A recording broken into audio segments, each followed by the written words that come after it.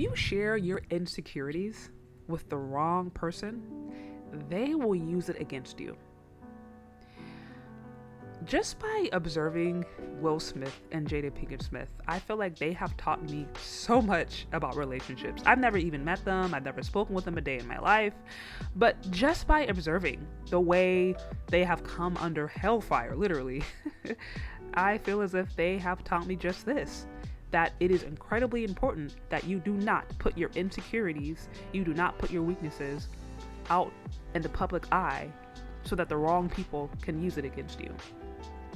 Because many of you probably know that, to me, it seems like every other day they are coming under scrutiny and they're making headlines for either something Will said or Jada said or they both said.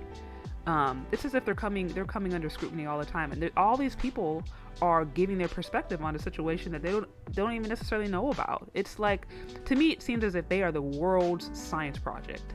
It's as if their relationship has become a science project where everybody is here getting their thesis and their hypothesis and deciding whether or not it's going to pass or fail, whether or not it's going to do well or it's going to falter. And I'm like, that is a ton of pressure. That is a ton of pressure. And I think relationships that are healthy, marriages in particular, there needs to be strong boundaries. There just needs to be strong boundaries, because again, if you show your insecurities and your weaknesses to the wrong person, they're going to use it against you. Best believe there are women who want Will Smith. Best believe it. And if they know, if they know that there's insecurity, there's a brokenness in the marriage, man, I'm sure already there's all kinds of women who are thinking, oh, maybe here's my opportunity to move in. Or vice versa. I mean, you guys know that, if you haven't heard, that Future was trying to shoot his shot at her. He was trying to hang out with Jada, however you want to look into it. But he made it clear, like, he was trying to holler at Jada after how things have gone down. And I'm like, man, why did he even feel it was okay to do that? Maybe because he felt like, hey, this house is falling, or this house is insecure. Maybe I do have an opportunity to wiggle in. And that's what I'm saying. If people see you as weak, or if people see that there's an insecurity, or they'll see that there's a weakness, they will use it against you. They'll use it against you. There are plenty of women who would love to be with Will Smith, and I'm sure they will take every opportunity to do so. And again, when you put your bed business, right? When you put your intimate details of your life online in a public platform, where those people who want you to fail, those people who want your man or want your success or whatever, they see that, they can use that against you.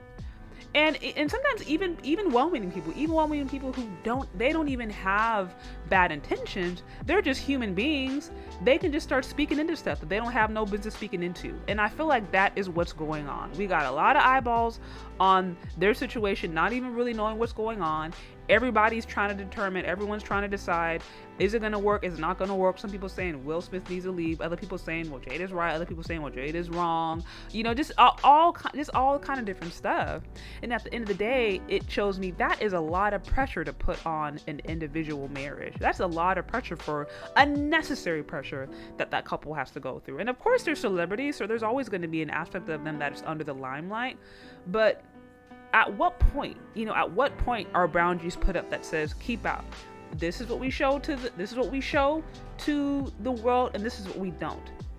And when me and my husband went through premarital counseling, one of the first things that our counselors told us was basically this: that people don't know you're struggling unless you tell them.